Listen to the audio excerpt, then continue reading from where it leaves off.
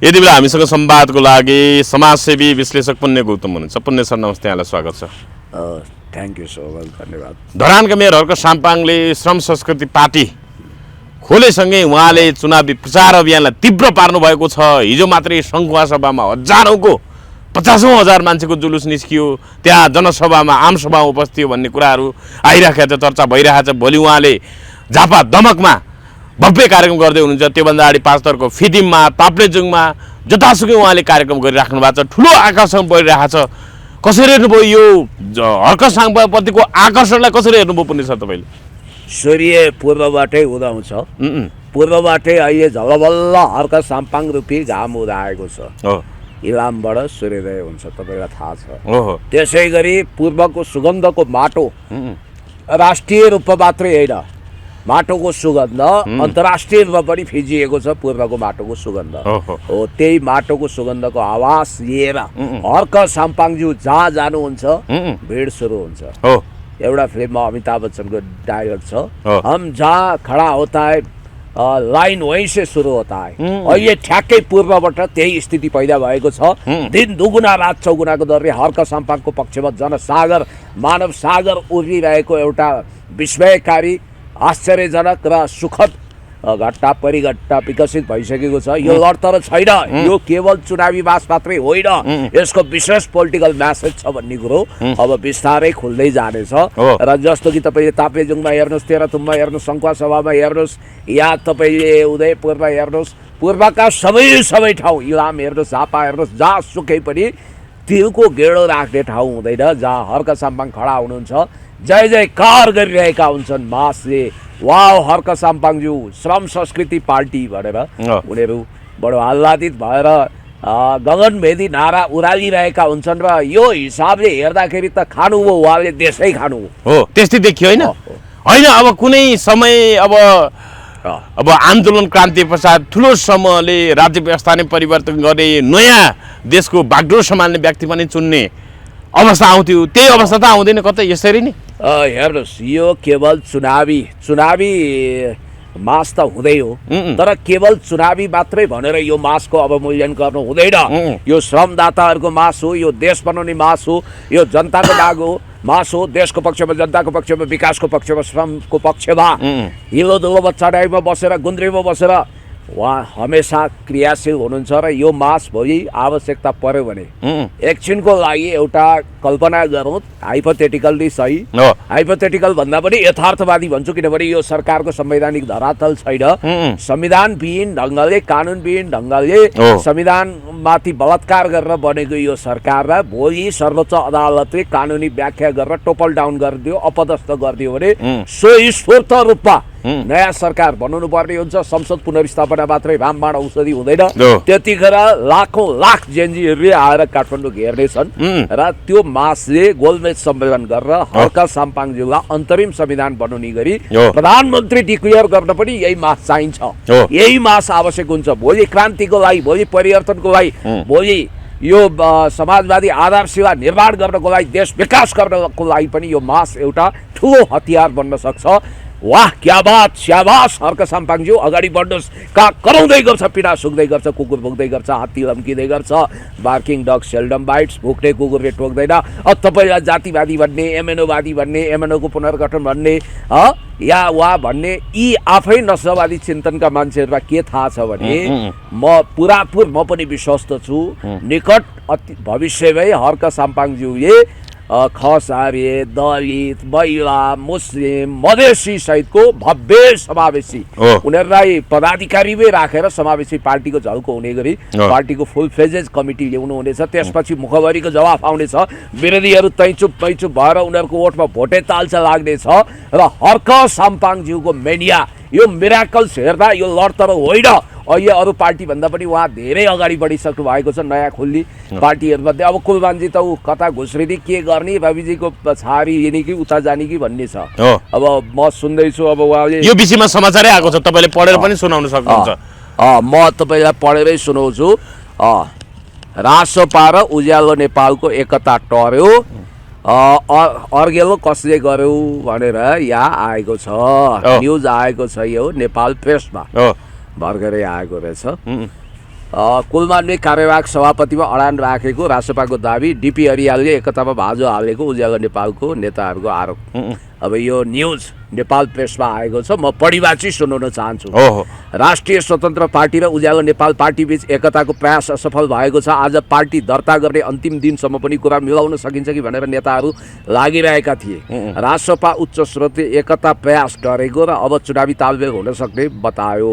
कुलमान घिसिङले कार्यवाहक सभापतिमा अडान नछोडेपछि एकता हुन नसकेको राष्ट्रपा स्रोतको दाबी छ। कुलमानजीलाई उपसभापति दिन पहिल्यैबाट तयार थियौँ, तर उहाँबाट केही समयको लागि भए पनि कार्यवाहक नै चाहिन्छ भन्ने खालको कुरा आयो।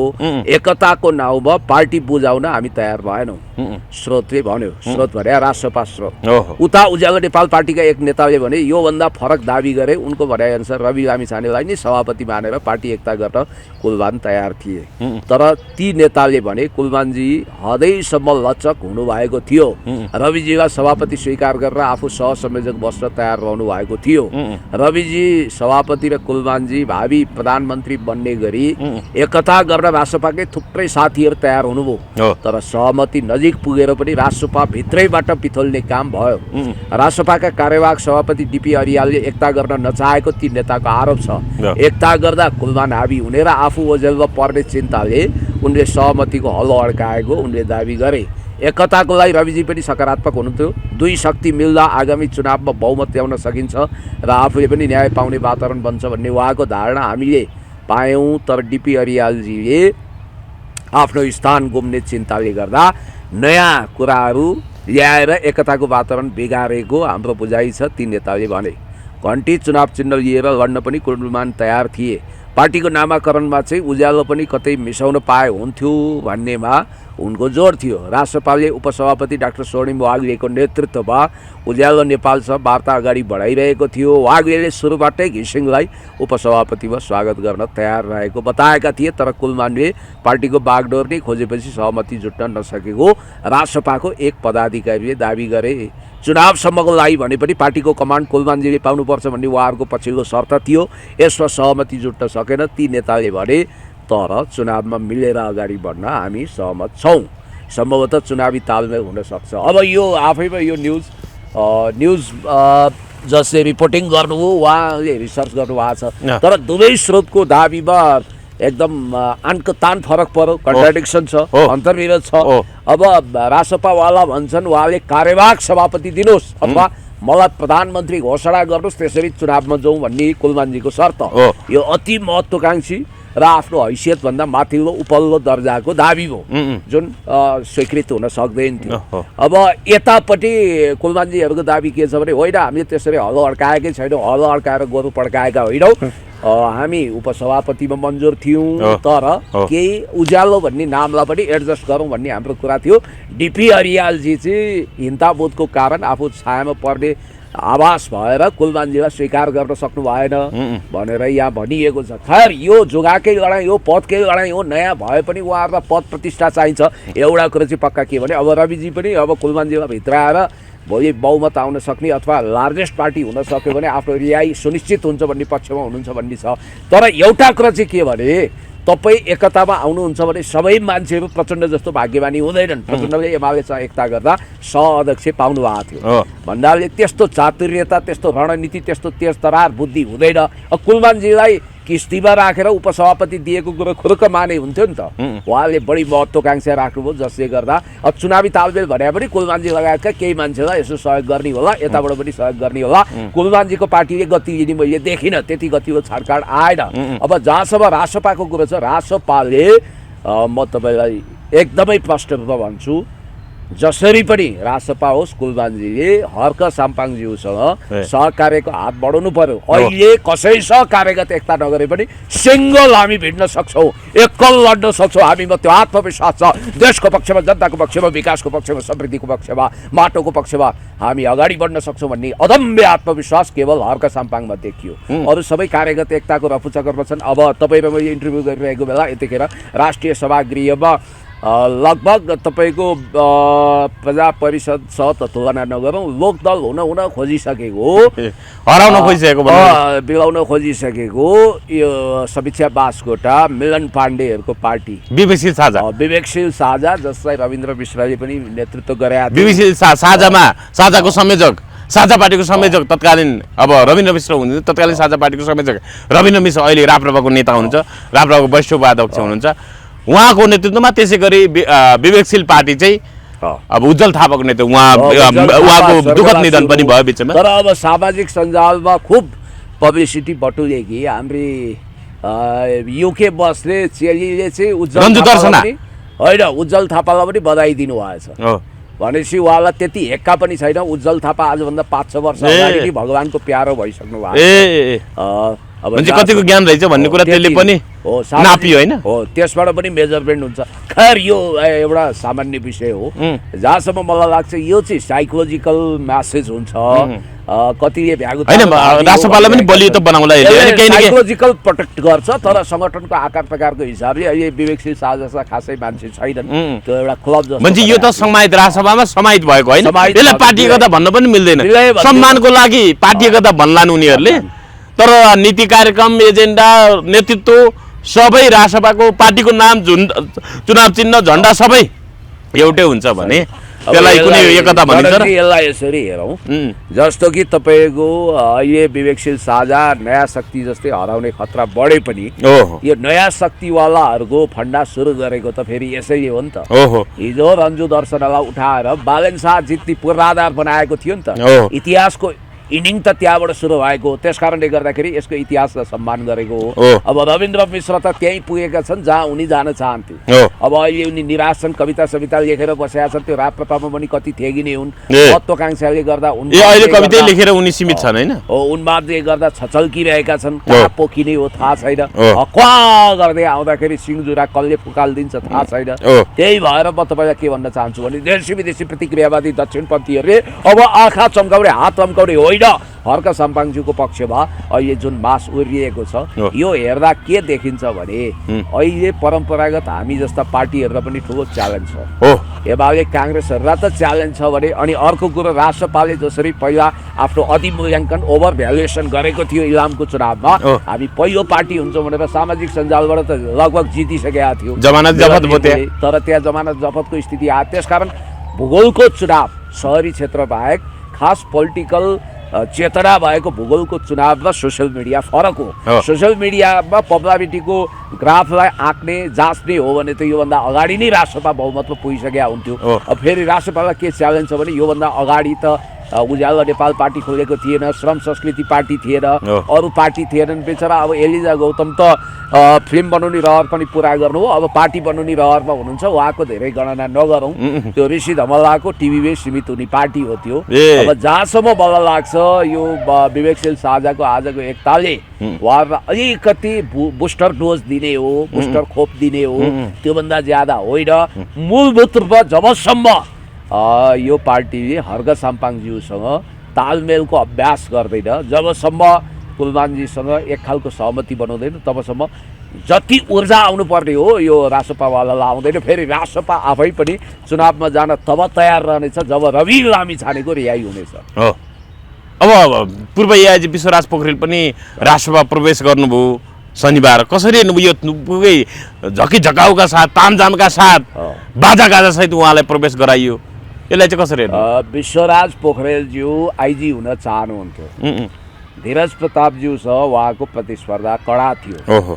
यो नियतिलाई त्यो कुरा मन्जुर भएर उहाँको त्यतिखेर दुर्भाग्य आफ्नै आफन्त पर्ने ईश्वर पोखरेलज्यू उप प्रधानमन्त्री रहेको र केपी शर्मा ओली प्रधानमन्त्री रहेको त्यो क्याबिनेट जसले विश्वराज पोखरेलज्यूलाई आइजी बनाउने लगभग कन्फर्म थियो। उहाँ आइजी हुनको लागि तयार पनि हुनुहुन्थ्यो। मैले उहाँलाई डिएसपी हुँदा, ट्राफिकको डिएसपी हुँदादेखि चिन्या, एकदम काबिल अफिसर हो होइन, राम्रो मान्छे हो। तर अब धीरज प्रताप पनि कम्पिटेन्ट हुनुहुन्थ्यो। भरे शेरबहादुर देउवा उहाँलाई काङ्ग्रेसको नेतृत्वको गठबन्धन सरकार आएपछि उहाँको आइजी हुने सपना होरीले उडायो। नवराज सिलवाल जस्तै उहाँको सपना बेवारिसे भयो। उहाँ विचलित त हुनु भएन, तर एकदम उहाँलाई सक्ट भयो, उहाँ अदालत पनि जानुभयो, उहाँले न्याय पाउनु भएन। अब पछि उहाँ धेरै लामो समयसम्म गुमनाम बसे जस्तो आफ्नो काममा बस्नुभयो। मेरो 2-3 चोटि भेट पनि भएको छ। इन्ट्रेस्टिङ कुरो तपाईँलाई के सेयर गरौँ भने मनोज मुकुन्द नरवाडे जतिखेर नेपाल भ्रमणमा आएका थिए, भारतीय सेनापति, त्यतिखेर कालो झन्डा देखाउँदा मलाई एरेस्ट गर्ने बेलामा उहाँले मलाई केही सुझाव दिनुभएको होइन। त्यो बेलामा तपाईँको भिडियो खेते हामी नै थियौँ त खुला मञ्चमा। तपाईँ नै हुनुहुन्थ्यो त्यो बेलामा, उहाँ सायद डिआइजी हुनुहुन्थ्यो, उहाँ एआइजी नै हुनुहुन्थ्यो। उहाँले मलाई के भन्नुभएको थियो भने तपाईँलाई आज फ्रेङ्कली भनिदिउँ, लुक्नुहोस् है, अलिकति छिप्नुहोस् भन्नुभएको थियो। मैले मेरो गिरफ्तारी भए पनि कोही बात छैन, म आफ्नै घरमा बस्छु भनेर मेरो घरबाटै एरेस्ट भएको हो त्यतिखेर। खैर यो एउटा इतिहासको प्रसङ्गलाई हामी छोड्छौँ। होइन, उहाँले पनि रवि लामिछानेलाई अन्याय भयो, पतिको साथी हो, फसाइयो भन्नुभयो नि उहाँले। धेरैले अनुमान गर्थे उहाँ एमालेबाट राजनीति सुरु गर्नुहुन्छ कि गर्नु भने, अथवा राजनीतिमै आउनुहुन्न कि सर्वेन्द्र खनालले त अब एमाले जोइन गरेर पनि छोडिसक्नुभयो, त्यसै गरी उहाँ एमालेमा आउनुहुन्छ कि भनेको, तर उहाँ आउनु भएन। एकाथैले भ्रमको खेतीपाती के गरेका छन् भने हिजो आफू एआइजी हुँदा रवि लामिछानेलाई फसाउन खोज्ने विश्वराज पोखरेल आज आएर ठुला कुरा गर्ने भन्ने त्यो होइन है साथी हो। उहाँ त्यो ठाउँमा हुनुहुन्थ्यो जहाँबाट रवि लामिछानेलाई फसाउन सकिँदैन थियो, अथवा त्यो मनसाय पनि हुनुहुन्न थियो होला एमाले निकटता थियो होला। ईश्वर पोखरेलज्यू ओखलढुङ्गाली हुनाले, पोखरेल हुनाले उहाँको आफन्त पनि होला। त्यो सौभाग्यबाट उहाँ वञ्चित हुनु पर्यो, त्यो दुःख पनि छ। र यसको क्षतिपूर्ति राजसभाबाट लिन्छु भनेर उहाँ जानुभएको छ। अलिकति अब स्वत रूपमा ठुलो कुरा त गर्नै पर्यो। पार्टी प्रवेश गरिसकेपछि अलिकति वफादारीता त देखाउनै पर्यो। उहाँ प्रहरी अफिसर हो, फेरि अब उहाँको लोयल्टी किन पनि होला भने रवि लामिछाने निकट अतीतमा गृहमन्त्री हुनुहुन्थ्यो। गृहमन्त्री भनेको प्रहरीले सलामी गर्ने निकाय हो, त्यस कारणले त्यो वफादारीता देखाएको होला। म कानुनको पनि विद्यार्थी हुँ, रवि लामिछानेलाई छुटाउनु मेरो पनि योगदान रहन्छ भन्नुभएको छ। अब अहिले राजसभाप्रतिको आकर्षण हेर्दा चाहिँ यो पार्टीले केही प्रतिभाहरूलाई अगाडि बढाएको छ भन्ने देखिन्छ। र अब उहाँको प्रतिस्पर्धा चाहिँ रोलेक्स महँगो घडी हेर्दै जोखाना हेरिरहेका राम्ररी कतिवटा हुने पूर्व अनुमान लगाइएको छ। अब हेर्दै जाउँ। हजुर, अब यता अब शनिबार मात्रै चाहिँ शिक्षा विज्ञान तथा प्रविधि मन्त्री महावीर पुन पनि हर्क साम्पाङ नेतृत्वको संस्कृति पार्टीले तपाईँलाई थाहा छ देशकै सबैभन्दा पुरानो र सबैभन्दा ठुलो विद्यार्थी अथवा भनौँ न दक्ष जनशक्ति उत्पादन गर्ने त्रिभुवन विश्वविद्यालयको परिसरमा पुरै झाडी फडानी भइरहेछ। त्यहाँ चिटिक्क पार्क बनाउने होइन, श्रमशक्ति पार्टीको अथवा त्यहाँ श्रमदानबाट त्यहाँ पार्क बनाउनको लागि त्यहाँ फडानी भइरहेको छ। त्यहाँ शिक्षा मन्त्री महावीर पुन पनि पुग्नुभयो। तपाईँले पूर्वतिर धमधामसँग चुनावी प्रचार गरिराख्नु भएको छ। हर्क साम्पाङजी यतातिर नै आउनुहोस् भनेर भन्नुभयो। कसरी हेर्नुभयो उहाँ कति बेला महावीर पुन नै अब श्रम संस्कृति पार्टीमा प्रवेश गर्न सक्छन्, प्रवेश गर्दैछन् भन्ने कुरा आइरहेको छ? के हो महावीर पुन प्रति हर्क साम्पाङजीको प्रेम माया लुकेको छिपेको कुरा होइन। यो महावीर पुनको किताब सबैभन्दा बढी कहीँ बिक्यो भने पूर्वमा बिक्यो, र त्यो सबैभन्दा बढी कसैको कारणले बिक्यो भने हर्क साम्पाङज्यूकै कारणले बिकेको हो। लगभग उहाँले किताब बेचेर 14 करोड कमाउनु भयो। त्यसमा त 2-3 करोड त धरानमै, झन्डै 1.5 करोड धरानमै बिक्यो। 1.5 करोडले मान्यो। पूर्वभरिमा 5-7 करोडै किताब बिक्यो। अब उहाँले कृषि औजार कारखाना कहिलेदेखि सुचारू गर्नुहुन्छ थाहा छैन। बीचमा हर्क साम्पाङज्यूलाई उहाँले व्यङ्ग्य गरिरहनु भएको थियो, तैपनि हर्क साम्पाङज्यूले उहाँलाई माया गरेर छोड्नु भएको छैन। अब होइन, अहिले त श्रम संस्कृति पार्टीमा स्वागत गर्न चाहन्छु महावीर पुनज्यू भन्नुभएको छ। त्यो त गर्नुहुन्छ उहाँले मलाई पनि भन्नुभएको थियो, उहाँलाई पनि भन्नुहुन्छ, माया गर्नुहुन्छ। तर एउटा कुरो चाहिँ महावीर पुनजीको पोलिटिकल नेचर कति छ, राजनीति गर्ने नेचर हो कि एकाडेमिक काम गर्ने हो कि एक्सप्लोर गर्ने काम हो कि उहाँको आफ्नै नेचर छ, त्यो कसैसँग पनि मिल्दैन। अब हुन त एभ्रिथिङ इज पोसिबल। भविष्यमा उहाँहरू एकताबद्ध हुनुभयो भने पनि आश्चर्य मान्नु पर्दैन। तर मलाई जहाँसम्म लाग्छ हर्क साम्पाङज्यूको पार्टीप्रतिको जुन आकर्षण छ त्यो देखेर उहाँ पनि महावीर पुन पनि छक्कै पर्नु भएको जस्तो बुझिन्छ। सुरुमा उहाँले कम आँक्नु भएको थियो होला, के होला र यो अब केटाकेटी आयो, गोली चलायो, मट्याङ्ग्राको सत्यानाश, केही मान्छे आउँछन्, भिडमा ताली बजाउँछन्, हार गर्छन्, भोट हाल्ने उनकी होइनन्, ठेगान छैन। अब यो बेकार हुल्लडबाजीमा मिसिनुहुन्न भन्ने लागेको थियो होला। अहिले साँच्चै सिरियस मास जब उभिएको छ, जब हर्क हर्क हर्क श्रम संस्कृति भन्दै उहाँहरू आइरहनु भएको छ भने स्वस्फूर्त रूपमा उहाँले पनि सोचेको हुनसक्छ। मान्छे राम्रै मत पाउने देखियो हर्क साम्पाङले होइन? पूर्वतिर खर्लपै खानुभयो, पूर्व क्लिन स्विपै गर्ने लक्षण ल्याउनु भएको छ। अब पूर्वको हावा मध्यमा, पश्चिममा, सुदूरपश्चिममा फैलियो भने त उहाँले जो परिकल्पना गर्नुभएको छ, म प्रधानमन्त्री बनेर प्रत्यक्ष निर्वाचित कार्यकारी प्रधानमन्त्री बनेर यो देश चलाउँछु, देशको पक्षमा, विकासको पक्षमा, समृद्धिको पक्षमा लहर ल्याउँछु, म जनताको खानादाना छानाको समस्या समाधान गर्छु, भ्रष्टाचार विरुद्ध बोल्ड अवतारमा प्रस्तुत हुन्छु, जेएनजीहरूको सपना साकार गर्छु, अनि यो जुन खालको लफडा छ, तनाव छ, वैदेशिक सम्बन्धमा जुन गडबडी छ त्यसमा पनि असंलग्न परराष्ट्र नीति र पञ्चशीलताको आधारमा निपटारा गर्छु, म नेपालको अन्तर्राष्ट्रिय सम्बन्धलाई ठिकठाक गर्छु, millennium challenge corporation Indo Pacific स्ट्राटेजीसँग सालनाल जो जोडिएको छ त्यसलाई ढिम्किन पनि दिन्न भन्ने उहाँको जो इच्छा छ, स्वाधीन राष्ट्रिय अर्थतन्त्र बनाउने, देश बलियो बनाउने उहाँको उद्दाम सपना छ, त्यसलाई अब भगवान् रूपी जनताले तथास्तु भन्ने छाटकाट देखियो। हो, अब यो अहिलेको प्रधानमन्त्री काललाई कसरी हेरिराख्नु भएको छ? अन्तरिम सरकारको प्रधान सुशीला कार्कीको विषयमा विभिन्न कुराहरू, प्रश्नहरू उठिरहेको छ। यो सरकारले चुनाव गराउन सक्ने नसक्ने विषयमा प्रश्न उठिरहेको छ। यो आशा कसरी हेर्नुपर्ने छ? अब यो इतिहासकै गए गुज्रिएको सरकारको दिशामा केवल ठमठम हिँडिरहेको छैन, बुलेट ट्रेनको गतिमा अगाडि बढिरहेको सम्भावना दृष्टिगोचर हुन्छ। तपाईँलाई एउटा इन्ट्रेस्टिङ कुरो गरौँ, सुशीला कार्कीज्यू आउँदा ओहो के न भयो होइन, राम राज्यबाट सिधै अवतरण हुनुभयो कि अब म्याडम सुशीलाले केही गर्नुहुन्छ? उहाँले सर्वोच्च अदालतमा लेडी चिफ जस्टिसको रूपमा, पहिलो लेडी चिफ जस्टिसको रूपमा आफ्नो नाम 16 अक्षरले लेखाउनु भयो। राजनीतिमा पनि उहाँ लक्की हुनुहुन्छ, त्यस कारणले गर्दाखेरि नेपालको इतिहासमा first time in Nepal history उहाँले सिंहदरबार र फोटो झुन्डाएर पहिलो लेडी प्राइम मिनिस्टरको इतिहास रच्नुभयो। पहिलो राष्ट्रपतिको त्यो सौभाग्य विद्यादेवी भण्डारीज्यूले प्राप्त गर्नुभयो र उहाँले यो इतिहास रच्नुभयो भनेर धेरैले शुभकामना दिए र उहाँबाट एक्सपेक्टेसन 3-4 कुरामा थियो। एउटा, हाम्रो कन्स्टिट्युसन एमेन्डमेन्ट हुन्छ, संविधान संशोधन भएर प्रत्यक्ष निर्वाचित कार्यकारीतिर मुलुक जान्छ। अर्को, भ्रष्टाचार विरुद्ध बोल्ड कदम चाल्नुहुन्छ।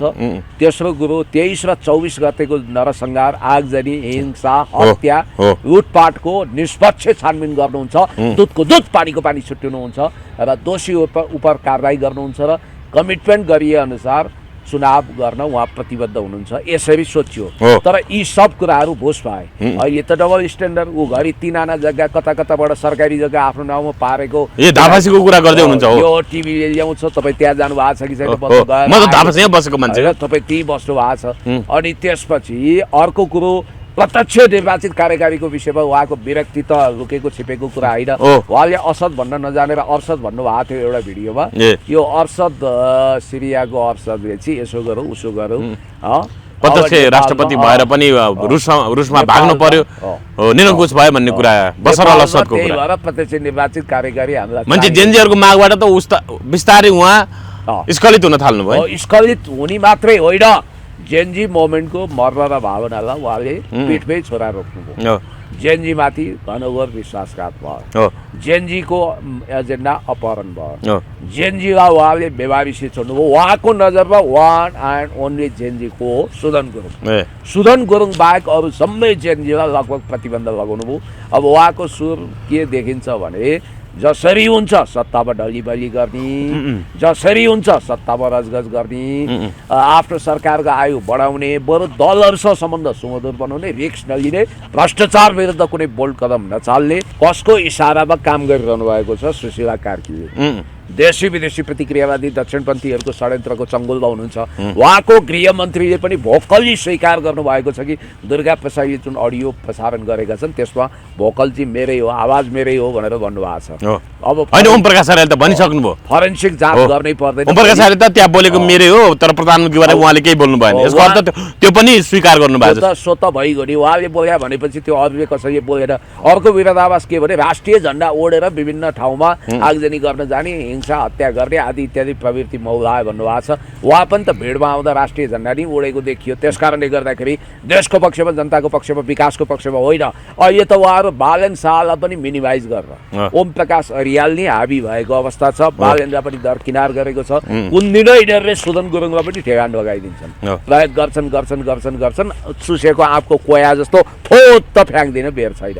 त्यसैले हर्क साम्पाङज्यूसँग सुशीला कार्कीको नैतिक हिम्मत र दम छ भने वार्ता गर्नु पर्यो, समझदारी बनाउनु पर्यो। अहिले पछुताइरह होला त्यो बेलामा हर्क साम्पाङज्यू प्रधानमन्त्री हुनको लागि 500 किलोमिटर गाडी ड्राइभ गरेर आउनु भएको थियो, बालुवाटारमा जानुभयो, जङ्गी अड्डाले पनि न्यानो स्वागत गर्यो। तर यही विभिन्न प्रपञ्चको कारण सुदन गुरुङवालाहरूको यो लाइपाते स्वभावको कारणले उहाँ गृहमन्त्रीको सौभाग्यबाट वञ्चित गरिनुभयो। आज तपाईँले देखिरहनु भएको छ कस्ता कस्ता केटाकेटी अहिले गइरे भइरे नथुकाइरे कुरा कर्कट झारपत्करहरू ओठ निचर्दा दुध आउनेहरू गभर्मेन्टको एक्सिसमा छन्, कोही मन्त्री पनि बने, हैसियतै नभए मान्छेहरू। त्यस कारणले गर्दाखेरि लगभग यो सरकार फेल भइसकेका छ, सिंहदरबारले हावा खाइसकेका छ, बालुवाटार उजाड छ, जेएनजीको मागहरू धाराशायी भएका छन्। जेएनजी भन्ने नामै सुन्न नचाहने अवस्थामा उहाँहरू पुगिसक्नुभयो। उहाँहरूलाई के लागिरहेको छ भने हामी हाम्रै पौरखले हाम्रै पराक्रमले विदेशी आशीर्वादले मात्रै हामी सिंहदरबारमा पुगेका हौँ। यस्ता यी केटाकेटीहरूलाई हामी बाल दिनु पर्दैन, महत्त्व दिनु पर्दैन, यिनीहरूलाई ढोकाबन्द गर्नु होइन। यस्तै लहर चलिराख्यो यता पूर्वतिर हर्क साम्पाङको यस्तै लहर चलिराख्यो भने फेरि सडकबाटै प्रधानमन्त्रीको रूपमा पूर्व हर्क साम्पाङ नाउला भन्न सकिँदैन। सुशीला कार्की जुन एङ्गलबाट बन्नुभयो त्यो एङ्गल संवैधानिक हो, संवैधानिक प्रक्रियाबाट बनाया हो र। मोबाइलको डिजिटल प्लेटफर्ममा अथवा जुम मिटिङमा 40-50 हजार मान्छे जम्मा भएर 1 नम्बरमा बालेन शाहले प्रायोजित रूपमा आफ्नो नाम टिपाए, जबकि 1 नम्बरमा टिपाउन् कि 2 नम्बरमा टिपाउन् मतलबै भएन। स्वतः सुशीला कार्कीलाई प्रधानमन्त्री बनाउने गरी विदेशी तयारी थियो, देशी विदेशी शक्ति केन्द्रहरूको त्यो तयारीमा बालेनले पनि टाँचा लगाए। अब हर्क साम्पाङज्यूलाई गृहमन्त्री बनाउँदा के बिग्रिन्थ्यो याद गर्नुहोस्। बालेन शाहले त अङ्गुर अमिलोको नीति अप्नाए, प्रधानमन्त्री नपाएपछि मैले नपाएको प्रधानमन्त्री भनेर उनी टकटकिए, तर हर्क साम्पाङज्यूको नाम काटियो।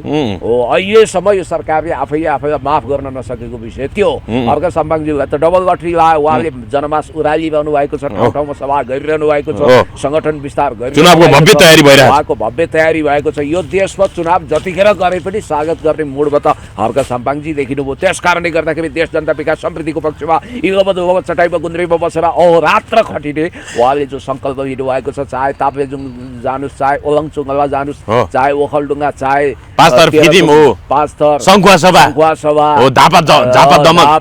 उदयपुर, जहाँ गए पनि इलाम, जहाँ गए पनि पूर्वबाट माटो हर्क साम्पाङ भन्दैछन्।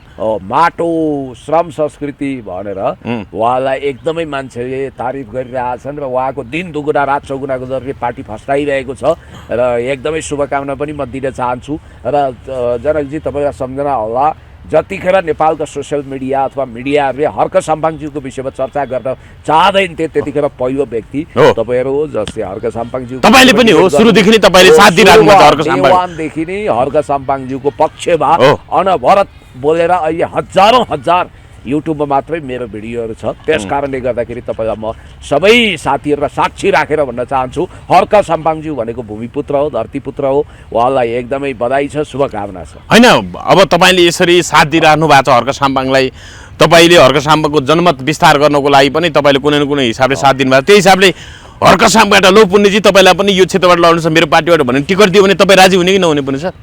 त्यो त अब उहाँले मित्रताको हिसाबले अथवा मेरो योगदानको हिसाबले त्यो सम्भावना रह्यो। अब त्यो त्यतिखेर विचार गरौँला होइन। अब उहाँले मलाई जहाँसम्म लाग्छ म चुनाव उठ्ने भएपछि उहाँले मलाई साथ दिनुहुन्छ, संस्कृति पार्टीले साथ दिन्छ तपाईँलाई, त्यसमा ढुक्क हुनुहुन्छ जुन चाहिँ पार्टीबाट उठे पनि अथवा स्वतन्त्र उठे पनि। म जहाँ जुनसुकै अवस्थामा खडा भए पनि हर्क साम्पाङज्यूको सिम्पथी साथ मलाई हुन्छ भन्ने कुरोमा म कमसेकम विश्वस्त छु। अब अहिले तपाईँले देखिरहनु भएको छ रवि लामी छानेर बालेन शाहको बिचमा प्याचअप हुन खोजेको भन्ने कुरा पनि आएको थियो, तर बालेन शाह अहिले मेयरबाट राजीनामा दिएर चुनावमा हाम फाल्ने मनस्थितिमा हुनुहुन्न भन्ने बित्तिकै यो चुनाव त उहाँ मिस गर्दै हुनुहुन्छ। अब यहाँनिर के देखिन्छ भने हर्क रवि लामी छाने भनेको बालेन शाहको पनि सङ्कटमोचक हुन सक्छ, दुवै मिलेर जानु नि हितकर हुन्छ उनीहरूको लागि चाहिँ है। अब हर्क साम्पाङ र बालेन शाह मिल्ने त तत्काल सम्भावना कुलमानको मिल्ने कुरा पनि टरेछ होइन। कुलमान घिसिङको त यस्तो हो, उहाँको एकदमै आफूलाई केन्द्रमा राखेर सोच्ने आदत छ।